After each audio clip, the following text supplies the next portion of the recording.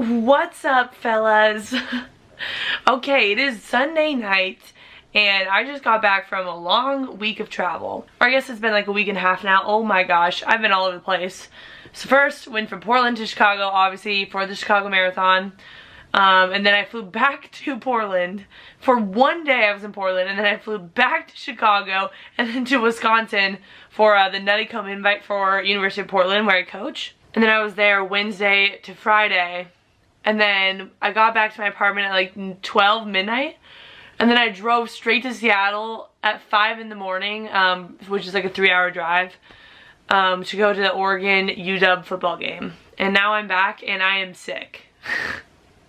I wonder why. You know, I haven't put my body through the ringer the past, 10 days. We're eating our fruits and veggies. We're just trying to get better, sleep, hydrate. We're doing it all. So it's been about a week. Has it been exactly a week? It's been a week since the marathon. Oh my gosh. Crazy business. Thank you guys for all of your support on my Chicago Marathon video. I know it was kind of all over the place, but there was so much going on in those couple days. Tried to film as much as I could. Couldn't film in the marathon. Okay, before we even do anything, so this video is going to be kind of like just a recap of my actual race experience, because I didn't obviously film during the race, so you couldn't see like what was going on specifically. So I just kind of want to give like a breakdown of what my thoughts were going into it, what I was feeling, at certain points of the race, and how I feel now and what's next. So I guess to start off, going into it, I didn't really know what pace I wanted to run. I didn't know how I was going to feel in the day.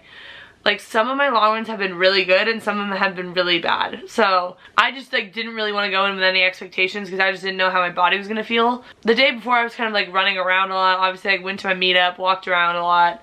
Didn't do the best job at like recovering or like preparing, I guess, to run a marathon the next day. But I'm the type of person that likes to like not be in their hotel room the entire day before, because I find that to be like mentally exhausting.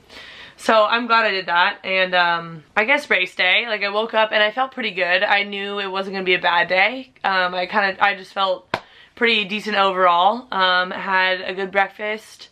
I went into it with like a general range, I guess, of like what I thought I could run. Anywhere between like 3:20 to 3:45, I guess, is what I thought I would be running. That's a giant range, but that is the range I had. I thought that was my fitness level. Going into it, I decided to go in Corral D because it's what a lot of my friends were going in, and I definitely wanted to have some people like to kind of like, I don't know, that were more experienced in the marathon to kind of like help me out and kind of like learn from them, I guess, along the way. So one person that I knew was trying to break 3:30 was Kelly Roberts, and she's awesome. So I basically ran the entire first 10 miles with her. And so whatever, Corral D, the gun goes off. The main thing I did not want to do in this marathon was bonk or die. Like, I mean, die is like a very, very big term, but I mean, like, I didn't want to like fade at the end. I wanted to like be able to hold on all the way through without like having to stop and walk or like go 10-minute miles at the end. So whatever, the gun goes off and immediately Kelly and then the other girl, Rebecca, that I was running with for a little bit, were like, Emma, slow down. Because I just like, I don't know, I'm so used to when I go out and race, like, cross country for me is hard from the gun. There's no settling. It's like I'm all out sprinting for 4 miles from the gun when it goes off. So this was a lot different because we were starting at like 8:30, 8:40 pace, and I was like, oh, this is slow. Okay, oops, sorry about that. Kelly was holding me back. She was like, Emma, get back here. And we were running 8:30s, and that honestly made me nervous, I'm not gonna lie, because I was feeling good. And I was like, well, I don't want to like ruin the second half of my marathon and like I don't know, I didn't want to like go out so slow to where I couldn't like make up the time, But now looking back, I am so glad I went out slow. Like, so glad. My plan was to drink every 30 minutes or so, whether that be Gatorade or water. I was doing water at first. I did water, and then at mile 5 or so, Kelly was like, take a gel. And I was like, okay. So then I took a gel at mile 5 because she told me that we were running fast. So we wanted to proactively like we wanted to take in calories while we could because we don't want to feel it later.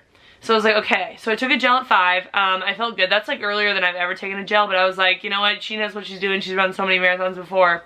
I'm gonna follow her advice. So I took a gel, water. Kelly and I basically ran the first 10 together. I ended up putting my headphones in at like mile 3. I'm so glad I wore my little weird fanny pack thing, which I've never run with before. But I'm so glad I wore that and I had my headphones in it, because I don't think I would have survived, like especially the later miles, if I didn't wear my headphones. Like I know a lot of people were like, you don't need to wear headphones for Chicago, the crowd will carry you. But like, I run every single run with music, so I'm really glad that I had my headphones, because I think, you know, little Post Malone helped get me through that. Then, like, Kelly and I were just progressively getting faster towards, like, the 10-mile mark. And we were at, like, 8:10-ish, 8:05 by, like, mile 10. And I was just, like, feeling really good. And by that point, I was like, okay, I mean, you have, like, 16 miles left. And you feel like you haven't even really started running yet. So that was a good feeling. But also, I was like, I've got some work to make up. So, I ended up like going ahead and just kind of like cutting it down. I have my splits. I'll put them on the screen right here if you want to check them out. Let me look. Okay, first 5K average 8:26. So pretty slow. Yeah, then by like 15K, I think that's around 10 miles. I don't even know. This is 7:59. So that's when I started like dipping down, and especially at half, it was 7:44. You know, I knew I had 13 miles left. I felt fine. At this point, I was taking Gatorade when I could, because I didn't really want to take another gel. My stomach was like a little bit upset, not gonna lie. So I didn't really feel like I wanted to take another gel, so I was taking Gatorade just so I could get some calories in, and taking water. So I would take Gatorade. Yeah, I was still doing like every 30 minutes or so, or when I felt like I could just take more in. So every 30 minutes or so, that's what I did for the whole marathon. So at halfway I checked in with myself. This is what I do with every race. And I highly recommend, I tell everyone this, I tell athletes at Portland this. When you're halfway through a race, I highly recommend you take a deep breath and you check in with yourself. And what I love to do, I don't know if I've talked about it on my YouTube channel, but what I love to do is just pretend that I didn't just run like the first half of the race, and that I just have this much ahead of me. So for the marathon, I ran 13 miles. I was like, okay, Emma, you only have a 13-mile run, okay? 13-mile run at like 7:45 pace to break 3:30. Like, that's not even that bad. Like, you've done that so many times in your life, you'll be fine. So, and it's something like that. Even like when I was in college, like 6K, just getting to the 3K mark instead of like, because like I said, I went hard from the gun when it was when I was like in college. So, you know, 3K was already getting pretty tough, but I think by like checking in with myself and just being like, hey, I mean, you have a 3K, like, that's less than 2 miles, you're gonna be fine, you got it, just pretend you're starting over, just take a deep breath, and then start over. So that's basically what I did for the marathon. Had 13 miles, was feeling great at this point. I was like, I feel amazing, like I could, let's start ripping some 7 minutes right now. Just kidding, I didn't do that, because I knew I was like being very patient, because I've heard horror stories of people at mile 20 that they're just like, I had to like walk it in the last 6 miles. I was like, I do not want that to happen to me. And my 20 milers, I wouldn't say were the best. So I was a little bit nervous to get to that 20, but then mile 16 came along and I took another gel and I was feeling good. We were working our way down. We were at this point, we were like I was cruising along 740s. I also wasn't looking at my watch really. I would just look, I just like could feel that I was running faster, if that makes sense. I was not paying attention to time. The only time I paid attention to was the halfway split, which was 1:46:15. So I was like, okay, Emma, you can make up 1 minute and 15 seconds off of like the second half and you'll be great. You'll be good to go. So that's like kind of when I realized, I was like, okay, Emma, you can definitely break 3:30, because I was feeling good. So that became my new goal. The second half, I was like, okay, I'm gonna break 3:30. And so that's like kind of what I focused on, just kind of getting in a rhythm and like being mentally strong and just kind of like playing games with myself. So like when I hit mile 16, I was like, hey, Emma, you have a 10-mile run. Like, that's not even bad. Come on. It's crazy the things that you do in your head when you're running a marathon. But yeah, 7:47, 7:54 for, I was at 25K, 7:49. So I was feeling good through 16. This is like a little long run we got ahead of us, and not even gonna be bad. So Then mile 20 came. Like, okay, once I hit mile 18, I was like, okay, it's gonna start to get really hard. That's what everyone says. So I was just waiting. And I would approach every mile. I'd be like, is it hitting me yet? And it really wasn't that bad. I was literally like this for the entire marathon, guys. I'm not even kidding. I could breathe out of my nose the whole time, but then, okay, mile 20 came along. I was like, I feel fine. Like, I really do feel good. And at that point, I was like, okay, I have a 6-mile run. You ran 6 miles, like, every single day in college, basically. And all you have to do is run 7:45 pace. You got it. So, I was pretty confident at this point, and I felt good at 20. So, I was like, I'm never hitting the wall. That's a fake thing. People just make this up. But then, even mile 22 came, and I was like, okay, girl, you just have 4 miles left. Like, I was getting kind of tired. I was like, okay, I'm ready for this to be over. But I was like, I'm not hitting the wall yet, guys. And then mile 24 came. And I was like, okay, I don't feel so good anymore. I had started to not feel good. This was when I kind of started, like, wincing, like this. And kind of like talking to myself and being like, okay, Emma, you have literally 2 miles left. You've run 24 and you're not going to make it 2. Anyways, so that was like, I would just literally, like I said in my little pre-race pep talk, don't be a little wuss. So that's kind of what I thought when I was running. I was like, Emma, you have 2 miles. You can run for 2 miles at 8-minute pace. Okay, and then I got to mile 25.2 and it was like, you have 1 mile left. And I was like, okay, let me check my clock for the first time in a long time. And I checked my clock. I had to run like, for some reason I thought I had to run 8-minute mile for the last mile. At this point I slowed down a bit. I could feel it. I didn't know what pace I was running, but I knew I was slowing down like those last, I don't know, 3 or so miles. Yeah, like 8-minute pace. I went back down to like 8-minute pace. So I guess that's not that bad. I thought I was running like 9-minute pace, to be honest. But I was like, okay, I mean, you have to run 8-minute mile to break 3:30. And I rallied. Also at this point, my stomach was pretty upset.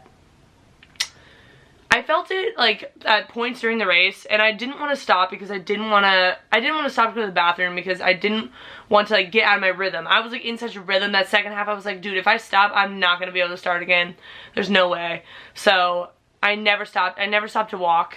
I really thought I was going to have to, but I never had to. I was like, okay. Yeah, like with a half mile to go, you have to go up a little hill, literally the only hill of the entire course. And I felt like I was going so slow, but I was like, Emma, you have to run 8 minutes. You have to run 8 minutes. I was like working my arms so hard. My knee lift was negative at this point. Negative. But then we hit 200 to go and I was like, okay. And then I sprinted and I was probably going 7-minute pace, which is not really a sprint, but it felt like a sprint for me. And I crossed the line and I saw someone like texted me immediately and they're like, 3:28:59. I was like, oh, sweetness. So I broke 3:30 and I was like, oh. And I crossed the line and I was like, ooh, that was kind of hard, but that really wasn't that bad. Like you can kind of see from my face, I'm just like, ooh. But like I wasn't like, huh, you know? This is the worst description ever. Then I would say a minute passes by and I'm like, oh, I don't feel so good. And then they give you like your little, they give you your medal, they put on your medal, they give you their little, what is it, like tarpy thingy to put on you to like keep you warm. It was also really cold, but they put a little tarpy thingy on me, and I swear I was walking 0.2 miles per hour down that finishing like chute thingy. Gosh, I didn't think I was gonna make it to the end. Like, people were like flying past me. Like, they're just like walking like they didn't even run a marathon. I'm like, dude, I'm dying. I wish I was at that point. I was like, I wish I was still running. It would hurt less to run than it did to walk down that chute, which is sad. I don't know what hit me, but I was just like, oh, I cannot walk anymore. It took me so long to get back to the hospitality tent. Then I got in the hospitality tent and I was unwell, to say the least. I was freezing. I forgot to put my little bag claim ticket on my items, so it was kind of a fiasco. It took a little while to get my like sweatshirt and stuff, so I was really, really cold. My stomach hurt so bad. Stomach hurt so bad. And Then we like walked back to the shuttle. Thank goodness. Like, there was no way I was gonna make it back to the hotel if I had to walk. I was just dying. And they shuttled us back to the hotel, and guys, I'm not kidding, I couldn't even look at my phone at this point. Like, people would send me texts, people were DMing me. I couldn't film, I couldn't look at my phone. I was unwell for the next 3 hours at least, probably 4 hours, just unwell on my bed in my hotel room in the fetal position. Not doing anything, not listening to music, not watching TV, just in the fetal position. My stomach hurt so bad. My stomach was destroyed. There's something called tempo tummy, and maybe you know what it is, but I had a severe case of it. I had marathon tummy, and it was not fun at all. Oh, it was miserable, to be honest, but that's just something to think about in the future for the next one. But overall, what I would say when people ask, how was the marathon? Not that bad. For my first marathon, coming in pretty inexperienced, I would say I fueled correctly, I drank enough, and I paced myself correctly. So I think I did everything right to make it like a pretty positive experience for my first time. Like, the only thing was like the stomach issue, but you know, everyone has those days. I don't know, it was a very positive experience, and I like finished the marathon, and I genuinely think like if you are like a runner or you enjoy running, I think most people can run a marathon. I think what it takes is a lot of mental preparation and like obviously doing the really long runs. But I think anyone can run a marathon in their lifetime. Yeah, it was like a really good experience, and people have asked me like, are you a one and done type of person? Like, what's up with that? I'm definitely gonna do another one in the future. I do want to break 3 one day, and obviously I have a lot of years ahead of me, but I think this was like a good start, and I just really had a great experience in Chicago. And yeah, so I guess that's like the marathon goal down the road, I guess. Oh, also, my time, 3:28:59, was it's a Boston qualifier. So for my age group, 3:30 and under, like, you can put your name in to go to Boston. And but it doesn't mean that you're automatically accepted, because they can only accept a certain number, I think. Yeah, so I guess I got a Boston qualifier, which is pretty cool. But the biggest question I think people will ask is, what is next, Emma? And Noah Droddy posted this really accurate tweet. It was literally the day of the marathon. And though he is the elite of the elite, I understand where he's coming from, because I got a lot of messages that day. And he said, his tweet was, "It is illegal to say, so what's next for you?" to a marathoner up to 4 weeks after the race.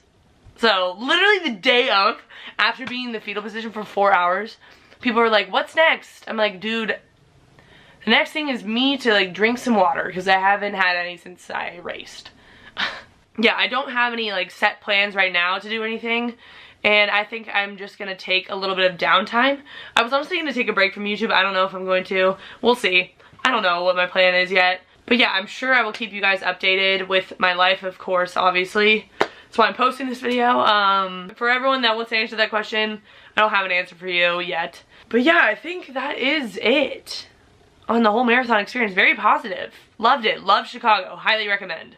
Okay, I'm literally editing this video. I forgot to talk about my recovery. So basically, I finished the marathon. The next day, my hip flexor was really, really sore. My left one, I could barely lift it. But if you watch my video, we did like a little recovery session. And the next day after that, it was like almost fine. And I think walking around like really helped. I did not run that day. The day after the marathon, obviously. But I think walking around helped. And then the next day I did like a light 10-minute-ish jog. Something really easy. And then I've just taken the rest of the week off. So overall, the body doesn't even really feel that banged up. I'm feeling fine. Tomorrow I'm gonna get back to running, so we'll see how like a real run feels. But that's like a little bit on how the body felt. Great marathon. Great first marathon for me, at like being someone who doesn't really enjoy hills that much. Like, loved Chicago. It was pancake flat except for that last little hill. And atmosphere was great. The city was awesome. And overall, just great experience, I would say, except for being in the fetal position. But other than that, it was great. Yeah, so I hope this gave you a little bit more insight. I guess if you guys have specific questions, leave them down below and I'll try to answer all of them. But yeah, that was my first marathon experience, and I'm pretty pleased with the outcome. It was hard, but it wasn't impossible, that's for sure. So thank you guys for supporting me along this journey. I know it's been a little bit of a roller coaster, but the comments I received, like, everyone was so kind and so nice. I don't know, it really made my heart warm. I was like really nervous going into it because I just didn't know what to expect, and I didn't know what people would think. And yeah, I don't know, it was overall like really positive experience, and everyone's been really supportive. So thank you guys for watching this video. Thank you guys for watching the series. Thank you guys for subscribing, and we'll see what's next. You know, like I said before, 23 years old, the world is my oyster, and we're back in the running world, baby. All right, I'll see you in the next one. Peace out, fellas.